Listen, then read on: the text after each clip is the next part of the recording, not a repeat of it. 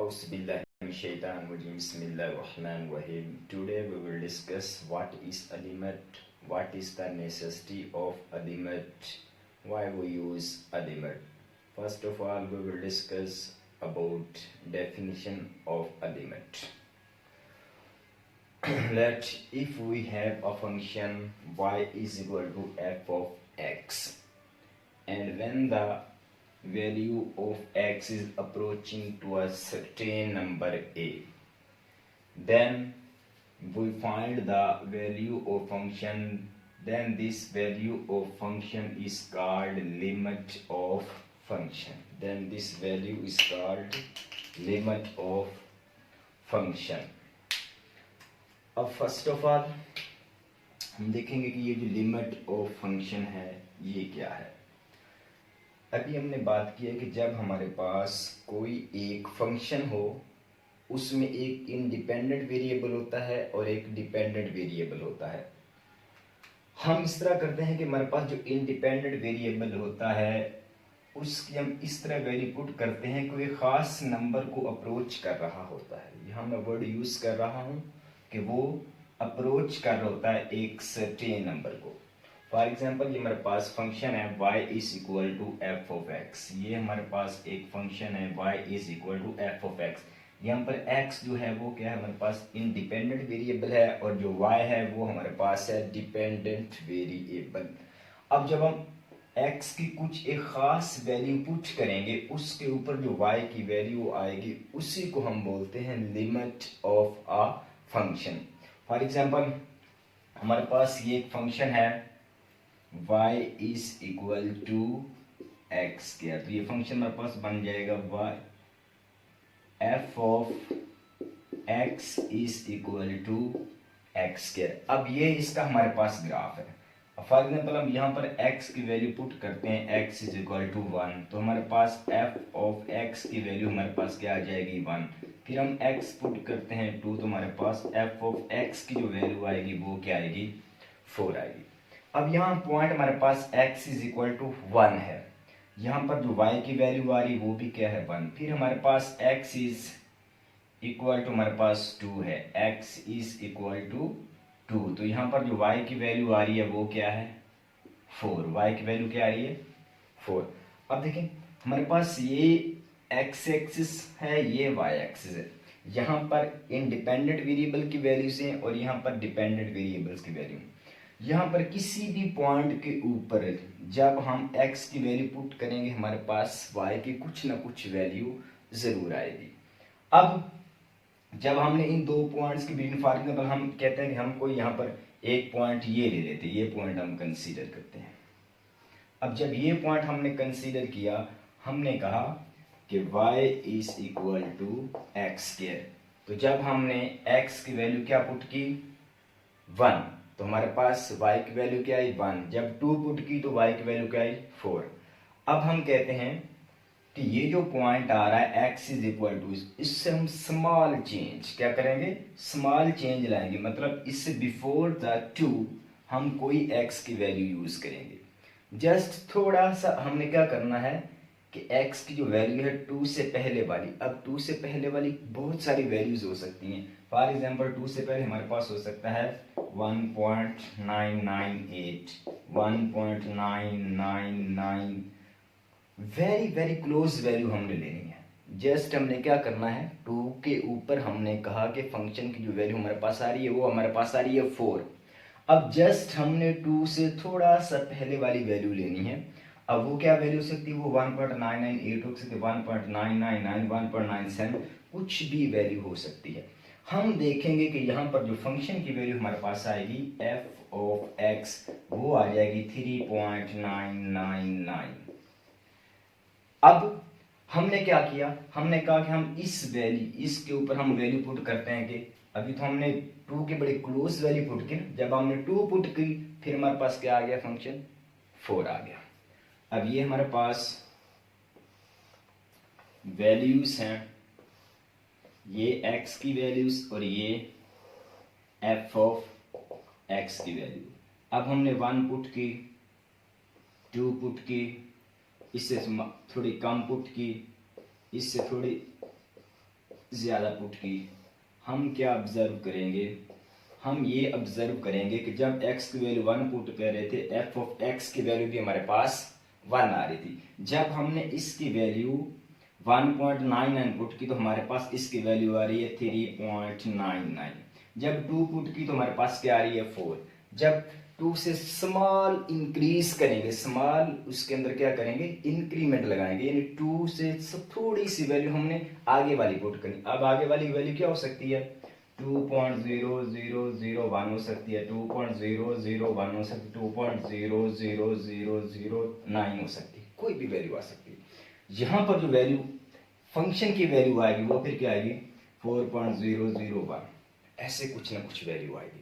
अब देखें यहां हम फंक्शन के ऊपर, ये हमारे पास फंक्शन है, यहाँ इंडिपेंडेंट वेरिएबल की कोई भी जो हम वैल्यू पुट करते हैं कोई भी, तो हमारे पास वहां पर फंक्शन की कोई ना कोई वैल्यू जरूर आती है। अब हमने इस पॉइंट को कंसीडर किया कि इस पॉइंट के करीब 3 पुट करें तो इसका आंसर 4 के करीब 3 आएगा।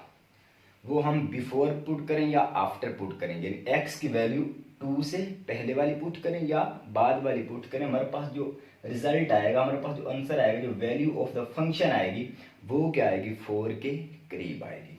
अब हम कहते हैं कि जब हमने x की जगह 2 पुट किया वैल्यू हमारे पास 4 आ रही है।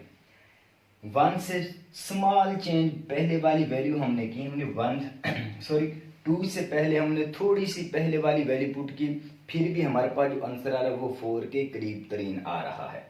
फिर जब हमने 2 से थोड़ा इंक्रीज किया, यानी x की वैल्यू 2 से थोड़ी सी ज्यादा हमने पुट की, तो हमारे पास फंक्शन की वैल्यू 4 से थोड़ी सी ज्यादा आ गई। अब हम कह रहे हैं कि हर पॉइंट के ऊपर हम वैल्यू चेक कर रहे हैं, हर पॉइंट के ऊपर वैल्यू आ रही है, हर पॉइंट के ऊपर वैल्यू आ रही है, फिर हम ये लिमिट क्यों यूज कर रहे हैं 3.9 या 1.99 2.001, जब हमारे पास हर पॉइंट के ऊपर फंक्शन की वैल्यू आ रही है, तो फिर हम ये लिमिट्स वगैरह फिर हम क्यों यूज कर रहे हैं। देखिए हमारे पास कुछ फंक्शन ऐसे भी होते हैं, जैसे हमारे पास एक फंक्शन है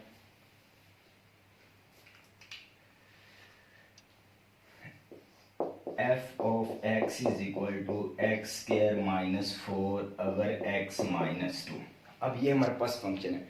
अब इस फंक्शन को हम कैसे डिफाइन करेंगे कि अगर हम यहाँ पर x is equal to 2 put करें, जब हम x is equal to 2 put करेंगे हमारे पास f of x की वैल्यू आ जाएगी 4 minus 4 over 2 minus 2, जो कि 0/0, और ये क्या हो जाता है अनडिफाइन हो जाता है, ये क्या हो जाता है अनडिफाइंड। अब हम इस x इज इक्वल टू 2 यहाँ पर जैसे हम जैसे ये, चलो वो हम बाद में एक्सप्लेन करेंगे। अब जैसे हमारे पास फॉर्मूला यहाँ पर हम इसकी वैल्यू 2 पुट करते हैं, 2 के ऊपर यहाँ पर आंसर 4 नहीं आ रहा, आंसर 4 नहीं आ रहा। हमने कहा कि यहाँ पर तो फंक्शन डिफाइन ही नहीं है, यहाँ पर तो फंक्शन डिफाइन, तो क्या करें, हमने कहा इसके करीब 3 हम वैल्यू लेंगे, क्या करेंगे इसके करीब 3 वैल्यू ली, तो हमारे पास रिजल्ट ये आ रहा था। उससे थोड़ा आगे गए फिर हमारे पास रिजल्ट आ रहा था ये, लेकिन ये हमारे पास रिजल्ट 2 के ऊपर एग्जैक्ट नहीं आ रहा था। यहाँ पर यूं समझ लें कि फंक्शन के अंदर यहाँ पर होल है, यहाँ पर फंक्शन डिफाइन नहीं हो रहा।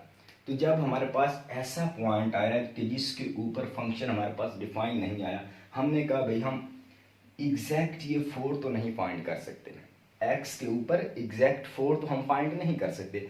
हम ये कर सकते हैं कि इस 2 के करीब 3 वैल्यू, वो इसके पहले हो या बाद में, वहां पर हम वैल्यू फाइंड कर लेंगे और हमें गैस हो जाएगा कि 2 के करीब 3 वैल्यू क्या बनती है।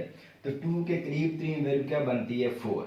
तो हम कहते हैं कि वो पॉइंट जहां के ऊपर ये फंक्शन डिफाइन नहीं हो रहा, वहां पर जो फंक्शन की वैल्यू है वो 4 आ रही है, फंक्शन की जो वैल्यू है वो क्या आ रही है 4। और जो फंक्शन की ये वैल्यू होती है इसी को बोलते हैं limit of a function.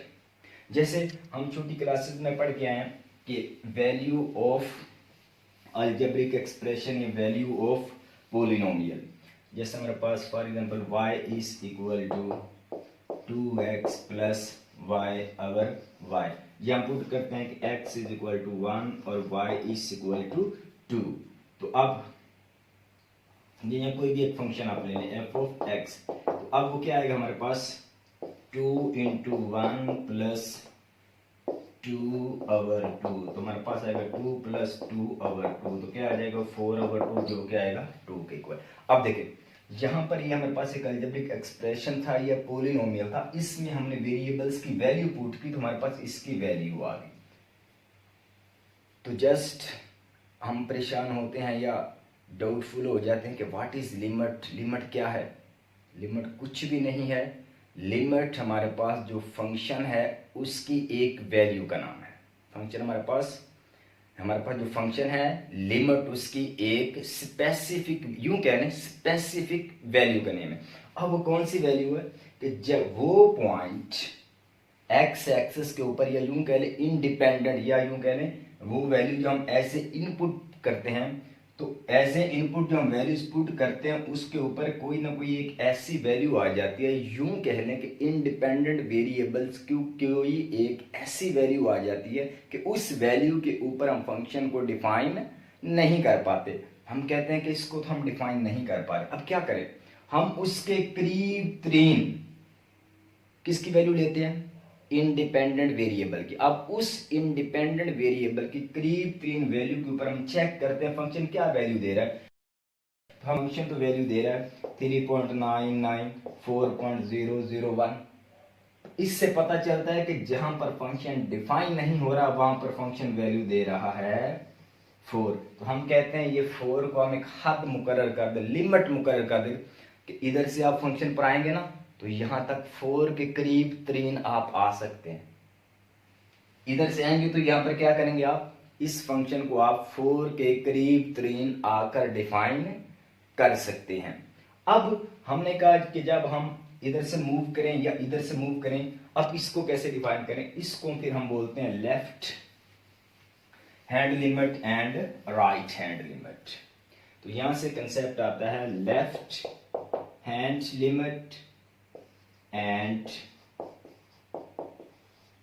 Right hand limit. अब इसको कैसे डिफाइन करेंगे कि f of x and x is approaches to minus a is equal to f of x and x is approaches to plus a।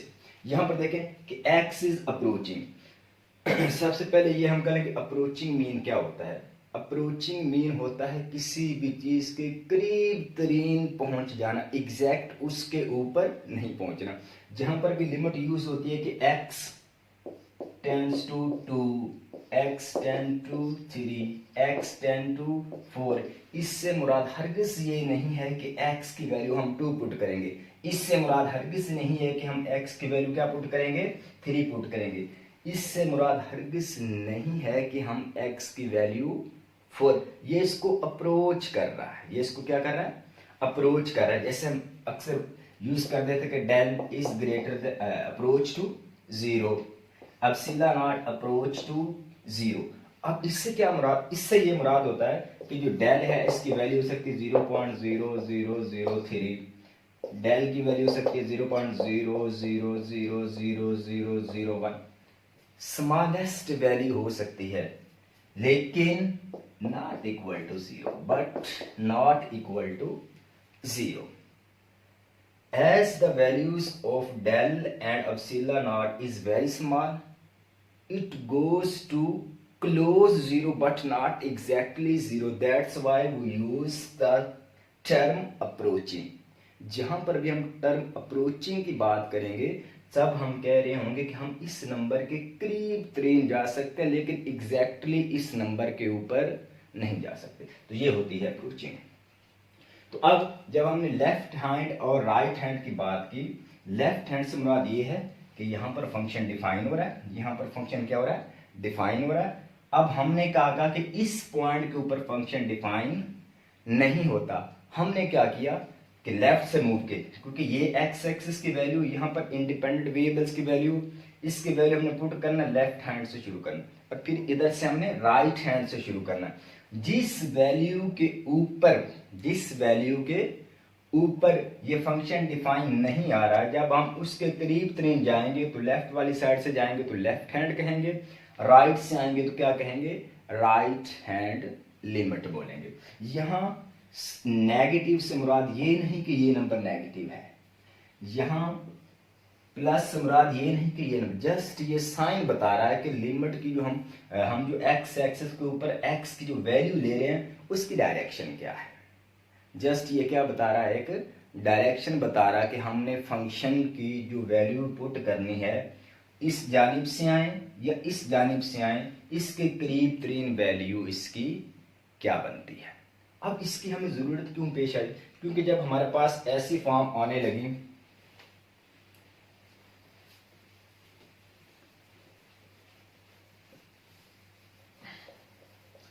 क्योंकि अब जब हमारे पास ऐसी फॉर्म आने लगी 0 by 0, infinity by infinity, infinity by 0, 0 by infinity, अब ये वाली जब फॉर्म आने लगी तो ये फॉर्म, इसको हम अभी तक डिफाइन, ये अनडिटर्मिनेट फॉर्म है, यानी ये कोई बनने वाली फॉर्म नहीं है, इसको हम बोलते हैं अनडिटर्मिनेट फॉर्म। अब जब ये फॉर्म आए, इस इश्यू को सॉल्व करने के लिए जो लिमिट का कंसेप्ट है वो इंट्रोड्यूस करवाया गया। क्यों? क्योंकि जब हम वर्ड बोलते हैं इन्फिनिटी, जब हम वर्ड बोलते हैं इन्फिनिटी, अब इससे मुराद इन्फिनिटी एक हमारा एक तखय्युल है, ये हम इमेजिन कर सकते हैं, अदरवाइज इन्फिनिटी ना तो कोई नंबर है। अब हम कहते हैं कि infinity is approaching two plus, यानी हम x is approaching two plus infinity. अब इससे क्या मुराद, अब इससे मुराद ये है कि फाइव नेचुरल नंबर है, नेचुरल नंबर 1 से शुरू और 1 2 3 4 5 6 7 8, अब एंड नहीं है इसकी, इन्फिनिटी इज एंडलेस, यानी ये कहीं पर भी खत्म नहीं। तो हम किसको इन्फिनिटी का नेम दें, 10,000 को, 20,000? नो, ये एंड ही नहीं होगा, तो इसलिए हम इसको कोई स्पेसिफिक नेम नहीं, हम एक माइंड बना लेते हैं। हम क्या करते हैं, एक माइंड बना लेते हैं कि वहां पे जाके ये एंड हो जाएगा, ला इंतहा, क्या इसको बोलते हैं, ला इंतहा, एक पोजीशन आएगी जहां पर ये जाके कहीं रुकेगा, उसको हम क्या बोले, इन्फिनिटी। लेकिन उससे आगे भी नंबर हो सकता है, उससे आगे भी नंबर हो सकता है, तो मतलब हम इन्फिनिटी को कोई एंड पॉइंट कंसीडर नहीं कर सकते। तो इन्फिनिटी क्या है, एक मैक्सिमम नंबर या मिनिमम नंबर नहीं। जैसे हमारे पास रियल नंबर है, अब रियल नंबर क्या होता है, ये 0 -1 -2 -3 -4, अब कहां तक जाके एंड होगा, हम कोई स्पेसिफिक नंबर नहीं बता पाएंगे। इसलिए जो इन्फिनिटी है ये खुद भी एक ऐसा कंसेप्ट है कि जिसको समझना चाहिए कि इन्फिनिटी कोई स्पेसिफिक नंबर नहीं, जस्ट ये एक साइन है, और नेगेटिव इन्फिनिटी भी कोई एक स्पेसिफिक नंबर नहीं, ये भी जस्ट साइन है। हम एक इमेज बना लेते हैं, एक मन। अब इसको समझने के लिए हम फिजिक्स से एग्जांपल लेते हैं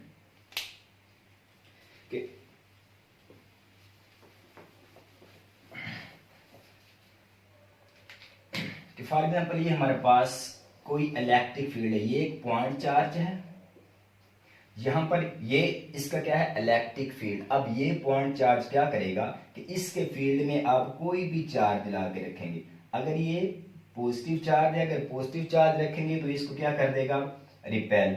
अगर आप यहाँ पर नेगेटिव चार्ज रखेंगे तो ये इसको क्या कर देगा, ये इसको क्या करेगा, अट्रैक्ट, क्योंकि ये भी नेगेटिव है, सॉरी ये पॉजिटिव है और ये नेगेटिव है, पॉजिटिव नेगेटिव को अट्रैक्ट करते हैं। अब ये हमने एक लिमिट बना दी, हद बना दी कि इस चार्ज का जो इलेक्ट्रिक फील्ड है, इलेक्ट्रिक इफेक्ट है, वो इस सर्कल के अंदर अंदर है, इसके बाहर नहीं है। तो यहां से हम अगर कोई पॉइंट, एक पॉइंट किसी एक यूनिट चार्ज को यहां से मूव करवाएं और इसके किसी भी पॉइंट पर लेकर जाएं तो ये 1 जूल होगा। तो इसके ऊपर हम जो वर्क करेंगे वो क्या होगा, 1 जूल होगा। अब ये इंफिनिटी, अब हम कहते हैं यहां तक तो इसका इलेक्ट्रिक फील्ड एंड हो गया। अब इस पॉइंट को हम इंफिनिटी कह पाएंगे, इस पॉइंट को इंफिनिटी कह पाएंगे, क्योंकि ये इसके बाहर। अब हमें नहीं पता ये पॉइंट कहां पे हो सकता है, हमें नहीं पता ये पॉइंट कहां, यहां तक तो इलेक्ट्रिक फील्ड है ना, यहां पे एंड हो रहा है। अब हम कहते हैं ये पॉइंट भी इसके लिए इंफिनिटी है, ये पॉइंट भी इसके लिए इंफिनिटी है, ये पॉइंट भी इसके, क्योंकि जब हम इलेक्ट्रिक पोटेंशियल की डेफिनेशन करते हैं कि इस पॉइंट के ऊपर इलेक्ट्रिक पोटेंशियल क्या होगा, तो कैसे डिफाइन करते हैं फिजिक्स में, हम ऐसे डिफाइन करते हैं कि अगर एक यूनिट चार्ज को इंफिनिटी से इस पॉइंट तक लाने में जो काम करना पड़ता है, क्या, एक यूनिट चार्ज को इस पॉइंट पर लाने के लिए कहां से लाना है, इन्फिनिटी पॉइंट, वर्ड वहां यूज किया जाता है इन्फिनिटी। अब इन्फिनिटी कौन सा है यहाँ पर, ये हम नहीं बता पाएंगे। तो पता चला कि इन्फिनिटी एक स्पेसिफिक नंबर नहीं होता, एक कंसेप्ट होता है जो हम अपने माइंड में बना लेते कि वहां पे जाके इन्फिनिटी बन जाएगी।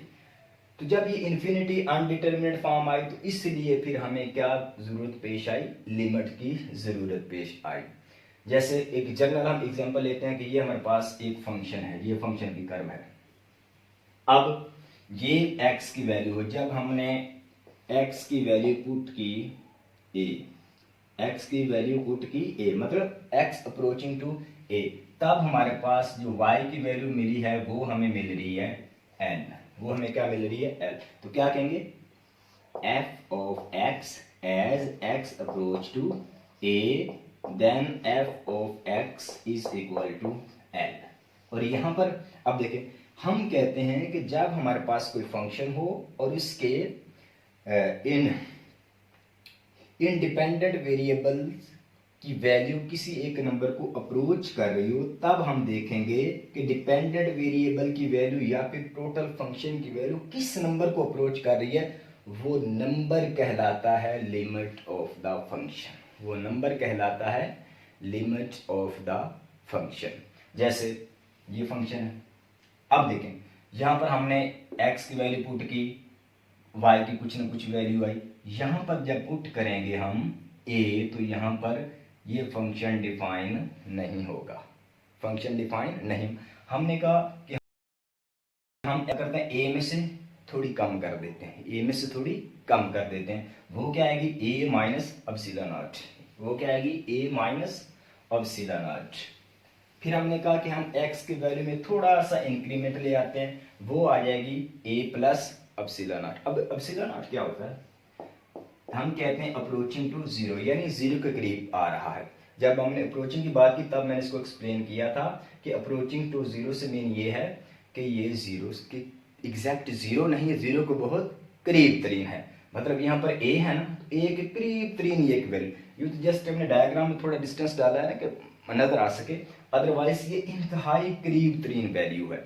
हमने कहा भी फंक्शन a पे तो डिफाइन नहीं हो सकता, फंक्शन a पे तो डिफाइन नहीं हो सकता। हाँ, इससे थोड़ा सा पहले वाली वैल्यू पुट करें, यहाँ ये कुछ ना कुछ वैल्यू देगा। हाँ, इसके बाद थोड़ी सी वैल्यू पुट करें, यहाँ पर ये कुछ ना कुछ वैल्यू देगा। जब हमने a माइनस एप्सिलॉन नॉट, तो फंक्शन की वैल्यू क्या आई, l माइनस डेल्टा, तो फंक्शन की वैल्यू क्या आई l माइनस डेल्टा। और जब हमने x की value a plus epsilon not put की, तो फंक्शन की वैल्यू फिर हमें क्या दे रहा था, l प्लस डेल्टा। मतलब ये फंक्शन की वैल्यू भी इसके बिटवीन ही मूव कर रही है। जैसे x की वैल्यू इधर मूव कर रही है, कहां पर, x माइनस एप्सिलॉन नॉट और x प्लस एप्सिलॉन नॉट, इसके बिटवीन मूव कर रही है। तो फंक्शन की वैल्यू भी ये l है, इसके बिटवीन ऐसे ही मूव करेगी। हाँ, लेकिन इसके ऊपर फंक्शन की वैल्यू डिफाइन नहीं होगी।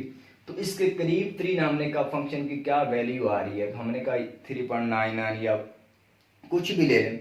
जैसे हमारे पास हम कहते हैं 10.001 और 9.99, नजर आ रहा है कि ये वैल्यू भी 10 के करीब है। ये हम कहते हैं कि जब 10 वैल्यू बनती है ना, तब फंक्शन डिफाइन नहीं होता, तो तब फंक्शन की ये वाली वैल्यू कहलाती है limit of the function.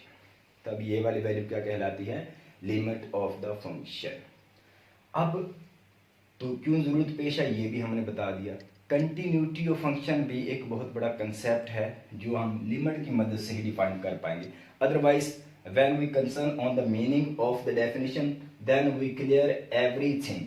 For example, just when we used continuity or continuous function, we should know that continuous means do not stop. Do not stop at anywhere, just you should move to your and travel.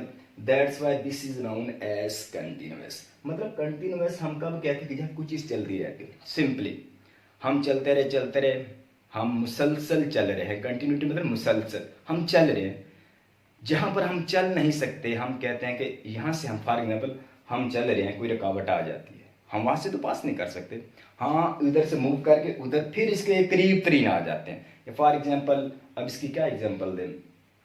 For example, जब हम किसी भी shop में जाएं तो गिलास लगा होता है।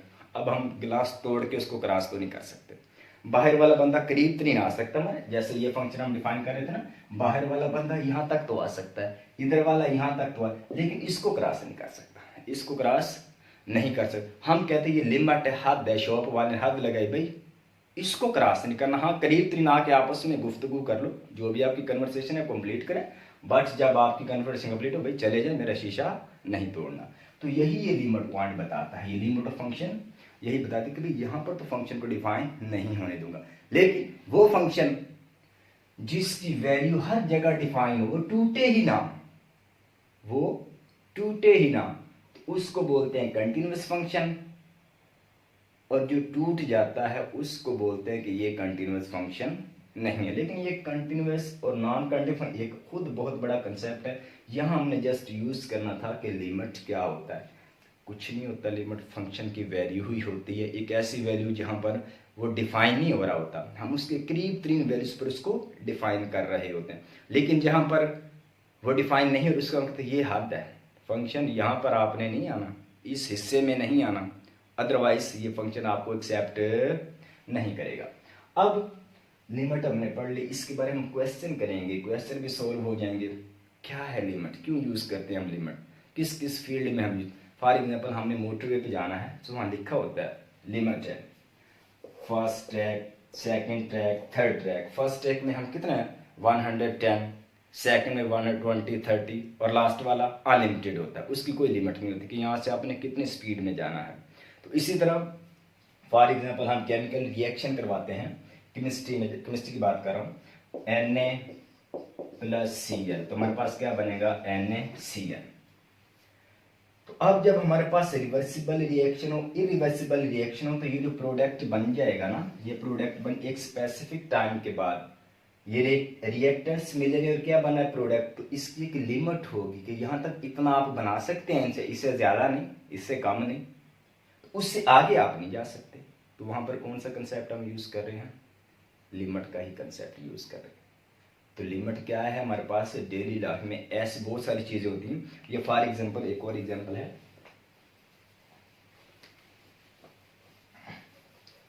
कि हम माउंटेन पे गए हुए हैं फॉर आउटिंग। अब इधर भी हमारे पास एक माउंटेन है, यहाँ पर भी एक माउंटेन है। अब एक बंदा यहाँ पर आके खड़ा हो जाता है और एक यहाँ पे आके खड़ा हो जाता है। अब दो बंदे खड़े, अब यहाँ पर इसके दरमियान क्या है, एक गैप है।